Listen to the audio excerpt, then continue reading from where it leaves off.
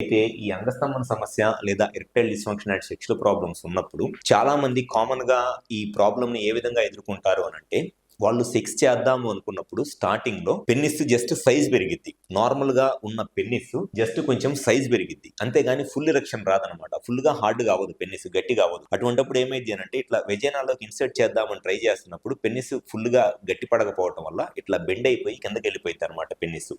ఇది కామన్ గా చాలా మంది ఎదుర్కొనే సెక్షువల్ సమస్య. అంటే వాళ్ళకి పెన్నిస్ ఉన్నదానికన్నా కొంత సైజ్ పెరిగిద్ది, కానీ మెత్తగానే ఉంటది. ఇన్సర్ట్ చేద్దామని ట్రై చేస్తున్నప్పుడు పెన్నిస్ బెండ్ అయిపోయింది. అండ్ కొంతమంది పేషెంట్స్ లో ఈ సెక్స్ చేద్దాం అనుకున్నప్పుడు, సెక్స్ కోరికలు వచ్చినప్పుడు పెన్నిస్ సైజు పెరిగిద్ది, ప్లస్ పెన్నిస్ హార్డ్ కూడా అయింది, పెన్నిస్ గట్టిగా కూడా అయింది. ఇన్సర్ట్ చేసి సెక్స్ చేస్తా ఉంటారు, కానీ ఈ సెక్స్ చేస్తున్నప్పుడు సడన్ గా పెన్నిస్ మెత్తగా అయిపోయి బయటికి స్లిప్ అయిపోయింది అనమాట.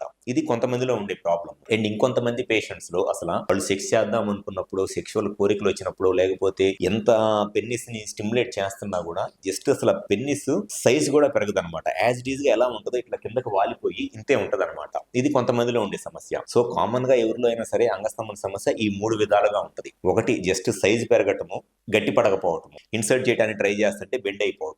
అండ్ రెండోది వచ్చేసి సైజు పెరిగిద్ది, గట్టిగా అయింది, కానీ సెక్స్ చేస్తున్నప్పుడు సడన్ గా మధ్యలో మెత్తగా అయిపోయింది. అండ్ మూడో రకం ఏంటి అని అంటే, అసలు పెన్నిస్ సైజు పెరగదు, గట్టిగా అవ్వదు, జస్ట్ ఎప్పుడు ఇట్లా వాలిపోయినట్లే ఉంటది పెన్నిస్.